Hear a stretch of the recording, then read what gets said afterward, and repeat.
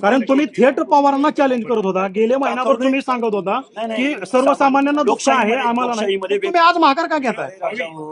लोकशाहीमध्ये व्यक्त होण्याचा अधिकार काढून घेताय का तुम्ही आमचा? म्हणजे आम्ही बोलू नये असं तुमचं काय म्हणणं आहे का? आणि मी कुठला एखादी शब्द बोलत असेल, एखाद्या वरिष्ठांच्या विनंतीला मान देत असेल, तर ह्याच्यामध्ये एवढं राग आणि एवढा द्वेष दाखवण्याचं काय कारण? नाही, पण महिनाभर तुम्ही हे सगळं तुम्ही लोक तुमच्या पाठीमागे राहिले. लोक तुमच्या पाठीमागे राहिले. बारामतीकर तुमच्या काय झालं की ही भूमिका बारामतीकर तुमच्या पाठीशी राहिले. तुम्ही आश्वासनं दिली. बारामतीचा विकास झाला नाही हे तुम्ही बारामतीचा एक प्रश्न एक प्रश्न शेवटचा की तुम्ही बारामतीचा विकास झाला नाही हे मुद्दे मांडले.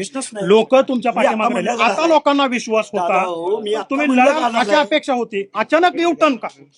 तुम्हीच म्हणताय सहानुभूतीची लाट आहे, कसं दोन्ही बाजू तुम्ही प्रश्न असा नाही, तुम्ही आता मुद्दा मांडला ना सहानुभूती. एक महिला उपमुख्यमंत्री पदावरती बसलीत, पण तुम्ही वारंवार विधानं केली की ते तिसऱ्याच दिवशी बसल्या.